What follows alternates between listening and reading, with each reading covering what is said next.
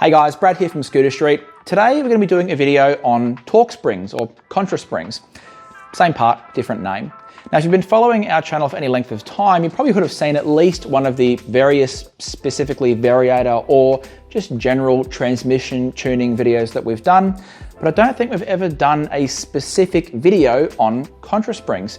And they are honestly a really important part of your transmission, and there is actually quite a lot of advantage to be gained in both understanding how your Contra spring works, but also being able to tune it with the various different options that are available. So today, to go through it, I have a few different options of Malossi Contra springs here, as well as a couple of, these are both out of a Piaggio rear pulleys or torque drivers. Again, same part, different names, which we can use to sort of explain exactly what it is that these do, and then why perhaps you would change it or why you would go with one spring over another and how that would affect your bike. Also perhaps what sort of scooters or applications you would want to go ahead and change your Contra spring on, because you don't always want to do one of these, but the times that it is beneficial to do one, it's honestly a really great little upgrade because these are fairly cheap, a pretty cheap way of tuning your transmission.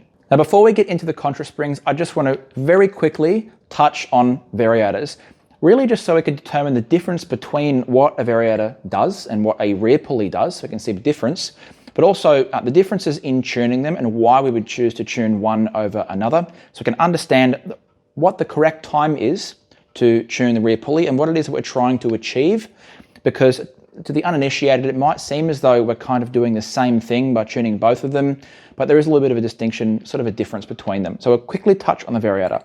So for those who don't know, this is the variator. This is the rear part of the front pulley. So have two parts, have the fixed face that goes on the outside, and this here is the back part of it, often called a variator, also called the movable face because it's the part that moves. So inside the basket here, we have a series of weighted rollers that sit on ramps. So these are specific weights which you tune the variator by changing the weight of these rollers. So this is bolted directly to the crankshaft. As it spins up, centrifugal force is generated by the rollers, which forces them to move up their ramps. Now, as they move up their ramps, because the movable face is sitting on this little shaft here and it's able to move, the centrifugal force generated by the rollers forces the movable face, have a fixed face on the outside, to move closer towards the fixed face, which is also conical in shape. Now, because the belt is sitting between them, as the space between the movable face and the fixed face gets smaller, forced by the centrifugal force of the rollers, the belt only has one place to go. It can only go up. As it goes up, this changes the gearing ratio.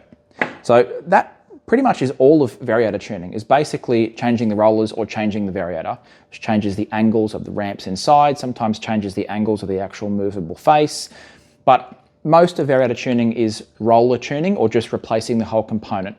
Heavier rollers will generate more centrifugal force, so it will force the gearing to change faster because more centrifugal force is generated more quickly, whereas lighter rollers will allow the bike to rev harder for longer, because they're generating less centrifugal force and not forcing that movable face out as quickly, or depending on how light you go, out all the way at all, compared to heavier rollers. Fairly simple system, actually quite good. Now we come back to the rear pulley, now that we have a pretty good understanding of what that does. So inside this system, I've got this one here which is assembled with the clutch. That's what you're going to see with a clutch bell over the top of it when you look at the rear pulley on your scooter. Put that one aside. So I have a disassembled one here. So the rear pulley sort of is the yang to the variator's yin. They kind of do the same thing but in opposite ways. Now inside the rear pulley, you would normally have the what we call the torque or the Contra spring bolted here, and then the clutch goes over top of that. When you actually have to install it, so obviously it's quite a bit taller, it sort of squashes down, essentially having the effect of the spring pushing these two faces together, always pushing them together. So coming back to the variator, when our variator progresses, the belt moves further up the variator. That means that we've got now less belt in the back because it's been pulled forward into the variator. Well, we can't stretch the belt, we're going to break it. Where are we getting this additional belt slack? Well, we're getting it from the torque spring in the back essentially being forced to squish down, right? It's getting compressed from by the outside face against the underside of the clutch, all bolted in together as an assembly. It's getting squashed down as these two faces spread apart, which allows the belt to go down further into the rear pulley, giving us a bit more slack at the front. Pretty much the exact reverse of what's happening up the front end of our transmission. So in the same way that the centrifugal force being generated by the rollers pushes the movable face of the variator against the belt, the rear spring here is also pushing, so the movable face here, the outer face, is pushing that against the belt too, squeezing it in between these two faces. Now how that looks actually in practice, so you jump on your scooter, you full throttle it, you get up to 80 k's an hour. What's actually happening inside your transmission? The variator is spinning up, right, you've got belt on the back pulley, belt on the front pulley, belt is spun up by the crank, centrifugal force is generated by the rollers, which forces the movable face to move towards the fixed face of the variator. This forces the belt up those two faces, but the way that we're getting that extra slack to pull the belt forward up into the top, a larger diameter, so we need more belt, it's being pulled forward up into the variator, is by this rear pulley here being force spread apart by squishing down this spring. Now the other function of the spring, so again, this theoretical scenario, we've gotten our bike, we've accelerated from a stop up to 80 k's an hour, and now we come up to a corner. And for this corner, let's say we have to decelerate down to 30 kilometers an hour. Now at 80, the transmission is in its highest gear. It's in its full top speed, full all the way up on the top of the variator and all the way down in the bottom of a torque driver. We're in our highest gear. Now we've slowed down to 30 kilometers an hour. We've taken the corner and we want to accelerate again back up to 80 k's an hour. Well, what's actually pushing the bike or the transmission backwards in gear? Because if we don't go backwards in our gearing, we're going to go to accelerate, but we're in full gear. So the bike's going to be really boggy, it's going to rev low, not going to accelerate very nicely. The secondary job of the torque spring, again, the yin and the yang situation, is now that we've backed off, the engine isn't accelerating in RPM, it starts to reduce in RPM because we're not feeding it any additional throttle. So what happens is the rear spring, it's still pushing these two faces together. It's trying to actively fight the variator. It's trying to pull that belt back into the rear. So now that we've throttled off, we're not generating as much centrifugal force, which means the rollers aren't applying as much force to the movable face of the variator anymore. So now the dominant force in the variator stops being the centrifugal force of the rollers and starts being stored energy inside the spring, which has now been squashed down. So essentially, as we're accelerating, there's a fight between the rollers and the spring. So as we're accelerating, because we're generating so much centrifugal force with the rotation of the crank, the rollers win that fight. But now that we've decelerated, we've backed off the throttle to slow down to 30 kilometers an hour, take our corner, the centrifugal force is significantly less because the engine's not spinning as fast. So now it starts to shift and the torque spring starts to win that fight. And by win that fight, what I mean is it's pushing these two faces together. Now that the variator isn't able to apply as much force to the belt, trying to pull it back up, the spring starts to win the fight and it starts to push these two faces back together. Now, in the same way that the variator, progressing as we accelerate, forces the belt up the face, this now starts to force the belt up the rear face, which means it pulls it back from the front pulley, which means in practical terms, we come into our corner at top gearing, we slow down to 30 kilometers an hour, we come around the corner, we go to accelerate again. In that space of time from when we let go of the throttle to decelerate, and then we get back on the throttle to accelerate, the contra spring, if it's working properly, has reduced the gearing of the bike. It's pulled back some of the belt. It's caused the two faces of the variator, so the fixed face and the movable face, it's forced them to come back apart and it's pulled some of the belt back into the rear pulley. Now what this does in a practical sense is it reduces the gearing of the bike. So now when we get back on our throttle, assuming that this system is well tuned and it's working the way that it's supposed to, we dump a whole bunch of throttle onto the engine and we're in a good healthy gearing ratio for the engine, which means it revs up and it wants to accelerate and take off. Now that there is a transmission which is tuned properly and is working within its optimal range. Okay, so hopefully we have a relatively decent understanding of what the purpose of a contra spring is now, what it does within the system, and how it affects everything. So the next question is, why would we change the factory contra spring? At what point do we need to go ahead and change this system? Generally speaking, when you purchase a performance variator, it comes with a new contra spring. So say you buy a Malossi Multivar 2000. Not with all models, but with most, it'll come with a new contra spring. A lot of them, particularly like for the Piaggio, for instance, it comes with the Malossi white contra spring. So you've got a new basket for the front, new variator, but also a new contra spring. So the reason we're changing the contra spring, and because this system needs to sit in, to work properly, essentially a harmony between the front and the rear, if we're replacing a significant component in the front, most of the time, we also need to replace a component in the rear so that the system still balances and matches.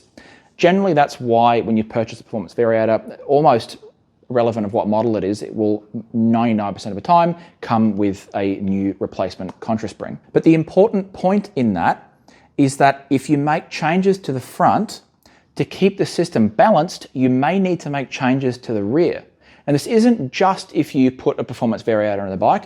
You might even have your stock variator and you've made significant roller changes to the front or the front pulley. Maybe you've put some shims or washers in there. There are times that it would be beneficial to change the rear torque spring as well. So there's a level to which you can make changes to the front without changing the rear.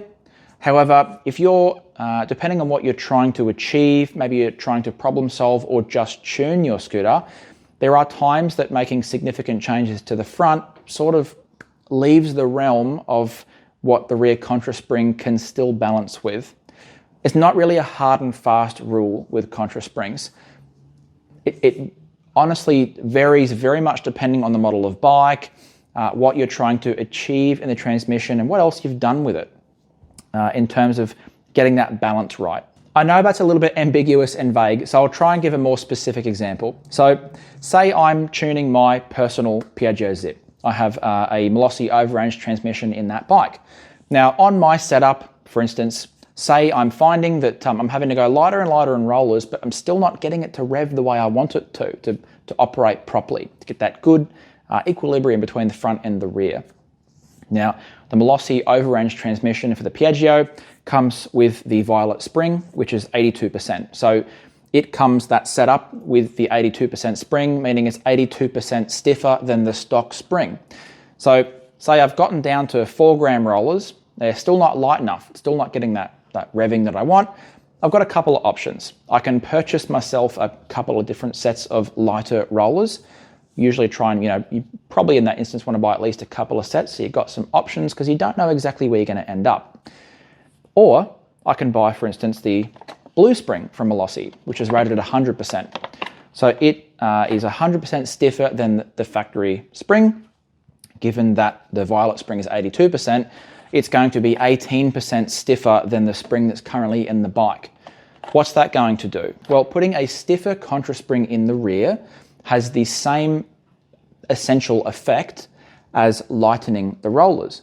So if I'm getting to 4 gram rollers in the front and they're still too heavy, if I put a stiffer rear contra spring in, it's going to be the same as lightening the rollers, which means that I now don't have to buy more rollers. I can use the rollers that I've already got and try and get the bike in that nice equilibrium. Now, as you can probably tell, that's not always going to be the case, depending on your bike. It's one of those situations you're going to sort of have to make your mind up for yourself, but one contra spring is significantly cheaper than buying 2 sets of rollers. And if you already have a few sets, it's going to give you more options between the contra spring that you've got, the new contra spring, and the rollers that you've already got. It's going to give you more options of tunability than buying an extra couple of sets of rollers probably will. So in that instance, it becomes really quite beneficial to buy a stiffer contra spring because you get the same effect for less money, and it now means that the rollers that you've already got, you can actually use them and perhaps do some combination 3 and 3 variations between them to try and get that equilibrium. But the key point here is that your transmission is supposed to be at a nice, happy equilibrium between the energy stored in the contra spring and the energy generated by the centrifugal force of your rollers. What that means is the system is essentially adjustable. Changing your contra spring just gives you an extra level of adjustment. Maybe you need it on your bike, maybe you don't. But if you're finding that you're in a situation where you're needing to go lighter on your rollers, or your factory contra spring has perhaps over time, even if you don't have a particularly high performance setup, over time the spring steel will lose its springiness and it will stop applying as much force to your to the two rear pulleys, pushing them together. So you may want to consider either putting a performance variator in the bike, which will give you a bit of performance benefit as well as changing the spring, or maybe you just want to put a stiffer contra spring in the bike, perhaps one that's, if in that instance your bike's pretty much stock or close to, you might not want to go really heavy to replace the stock, but it sort of gives you more options. Essentially, these are a tuning tool. You don't have to be locked into just changing your rollers to tune your transmission. Now, as with all transmission tuning, with these tuning items like rollers, shims, and contra springs, there's not necessarily, it's not right and wrong. As long as you follow the correct methods, you're putting things where they're supposed to go, you're, replacing your contra spring with one that's actually designed for your model of scooter, etc. There's not really right and wrong. It's just trying to find that balance, and how you choose to find that balance, whether, so the example that I gave, you just put lighter rollers in the front, you just purchase some extra rollers, or you spend a little bit less money and just replace your contra spring. It's not right or wrong, it's just tuning options. What you're trying to do is find that nice equilibrium between the front and the rear pulley that gets your bike to do what you want it to do. Accelerate nice and cleanly, rev up to the optimum rev range where your engine's making power, move back into gearing when you're coming, slowing down and trying to re-accelerate. You want the transmission to work properly, and how you achieve that, well, there's more than one way to skin a cat, and there's more than one way to tune your transmission. You can choose to do it a few different ways. It's essentially trial and error, and I would really honestly highly encourage anyone who's wanting to learn some more about transmission fine tuning, maybe buy a couple of different options of contra spring, just install them in your bike, they're fairly easy to install, and just see what it does. Because the best way to learn is honestly by trial and error.